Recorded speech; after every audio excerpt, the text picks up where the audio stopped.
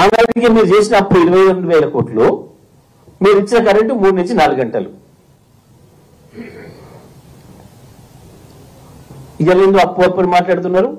అసలు మీరు తెచ్చిన అప్పు, మీరు తెచ్చిన 22,000 కోట్ల అప్పు ఇప్పటి వరకు లెక్కేసుకుంటే 58,000 కోట్లు అయింది.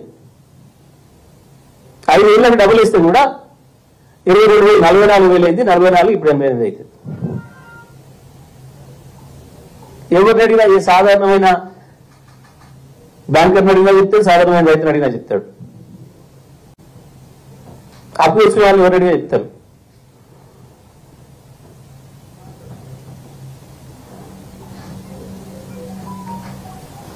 ఒక రైతు అప్పు చేసుకుంటున్నాడు, ఒక ఉద్యోగి ఇల్లు కట్టుకోవడానికి అప్పు చేసుకుంటున్నాడు.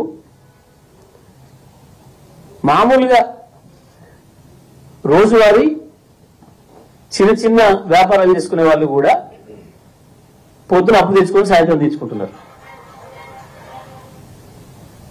అది కూడా ఇవ్వనట్టు నటిస్తున్నారు. పొద్దున 90 రూపాయలు తెచ్చుకొని వస్తువులు కొనుక్కొచ్చుకొని, లేదా కూరగాయలు కొనుక్కొచ్చుకొని, పళ్ళు కొనుక్కొచ్చుకొని సాయంత్రం పూట 100 రూపాయలు కట్టొస్తున్నారు. దాంతో వాళ్ళు బతుకు ఎలా తీసుకుంటున్నారు ప్రజలు. ఉద్యోగస్తులు ఉంటే ఇది ఉన్న ఆదాయం చూసి తప్పు తెచ్చుకొని ఇల్లు కట్టుకొని తీసుకుంటున్నారు. మామూలు వాహనాలు కొనుక్కోవాలనుకున్న వాళ్ళు, బతుకు కొరకు ఆటోలు కొనుక్కునే వాళ్ళు కావచ్చు, ట్రాక్టర్లు, లారీలు, డీసీఎంలు, ఇతర కార్లు కొనుక్కునే వాళ్ళు కావచ్చు, కిరాయిలు నడపడానికి 1,00,000 2 లక్షలు 20,000 30,000 50,000 మార్జిన్ మనీ పెట్టి మిగతాది అప్పు తెచ్చుకొని నడుపుకొని తీసుకుంటున్నారు. ఇంత సాధారణమైన విషయం ఇది. నవ్వుకుంటున్నారు మీరు మాట్లాడే మాటలు విని ప్రజలు. అప్పుల గురించి మీరు మాట్లాడుతుంటే తప్పించుకోవడానికి మీరు మాట్లాడుతున్న విషయం ప్రజలు గమనించారు, ఎప్పటికీ గ్రహించారు.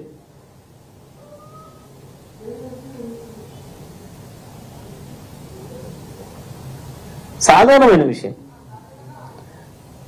ఒక గృహిణి కూడా ఇంట్లో సమయానికి అందుబాటులో లేకపోతే ఉప్పు, పప్పు, చక్కెర, కారం పక్కింట్లో కూడా అప్పు తీసుకుంటారు. ఇంత సాధారణమైన విషయం ఇది.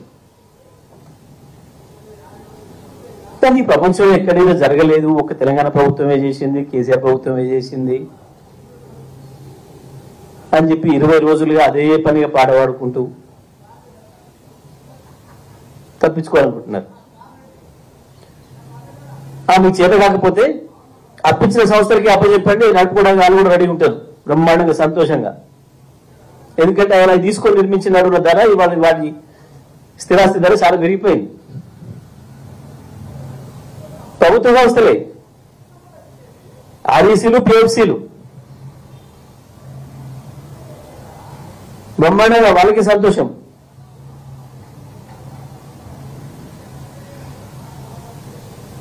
ఇంత సోయి లేకుండా, ఇంత తెలివి లేకుండా ఏదో తప్పించుకుందాం ప్రజలు అడుగుతారు. 200 యూనిట్ల ఫ్రీ కరెంట్ అడుగుతారు. 24 గంటల కరెంట్ ఇవ్వాల్సి ఉంది. మొదలైంది అప్పుడే మీ భాగవతం. మాట్లాడుకుంటున్నారు ప్రజలు.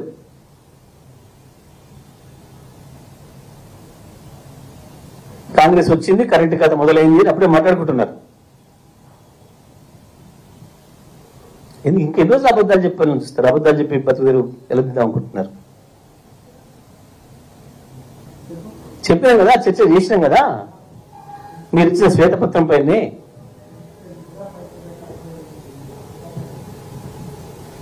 ఏదో సబ్క్రిటికల్ టెక్నాలజీలో ఏదో ప్రపంచం ఆగిపోయింది. దేశంలో ఎందుకు ప్రపంచం అంతా వాడుతున్నది సబ్క్రిటికల్ టెక్నాలజీ. ఈ మధ్యనే కదా కొత్త రూల్స్ తెచ్చుకుంది, కొత్తగా మార్చుకుంటున్నది. ఏం చెప్పింది చట్టంలో? పాతవి సబ్క్రిటికల్ టెక్నాలజీలో నిర్మాణం అయింది, బట్ సమయం అయిపోతే మళ్ళీ పెట్టొద్దు, కొత్తవి పెట్టుకోండి, కొత్తవి పెట్టేప్పుడు సూపర్ క్రిటికల్ పెట్టండి. 2017 లోపల పూర్తి చేయగలిగిన ఉంటే సబ్ క్రిటికల్ పూర్తి చేసుకోండి. చట్టంలో ఉంది. దాని ప్రకారమే వాళ్ళు 2017 మార్చి లోపల మేము ఇస్తామన్నారు కాబట్టి మనం తీసుకున్నాం. ఈ విషయం అసెంబ్లీలోనే చర్చ చేసి మీకు చాలా సందర్భాల్లో మీకు జ్ఞానోదయం కలిగించిన. ఆనాడు ప్రతిపక్షంగా సరిపోలేదంటే పాలపక్షంగా వచ్చినాక కూడా అర్థమయ్యేటట్టు చెప్పినాం. ఇంకా మాకు అర్థం కాలేదు, అందులో ఏందో ఉంది భూతం దయ్యం మాకు అర్థం కావట్లేదు అంటే అది మీ చేతగంతనం. అర్థం కాకపోవడం మీ తప్పు, మాది కాదు. ప్రజలకు అర్థమైంది 24 గంటల కరెంటు కేవలం కేసీఆర్ వల్ల వచ్చింది అని. దాన్ని నిలబెడతారా పెట్టలేరా అది చూపించుకోవాలి. మాకు ఏంది ఉరుకొచ్చి ఇప్పుడు మీకు గిట్లు ఉందనుకోలే గట్లు ఉందనుకున్నాం. ఒక ఆయన లంక బిందులు అనుకొని వచ్చామంటాడు, ఒక ఆయన ఇంకోటి ఉందనుకొని వచ్చినట్టాడు, ఒక ఆయన ఇంకోటి ఉందనుకొని వచ్చినట్టాడు. అదే మేము ఏం చేయాలి పోయి ఏం కనబడతలేదు ఒక ఆయన అంటుండేట. ఉంటాయి లంక బిందెలు. ఏ రాష్ట్రంలో ఉన్నాయి, ఏ దేశంలో ఉన్నాయి?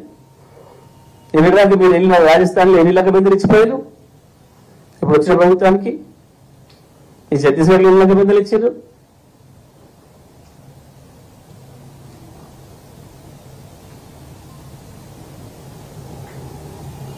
కర్ణాటకలో ఎన్ని ఉన్నాయి? ఎన్ని గంటలు కరెంట్ ఇస్తున్నారు?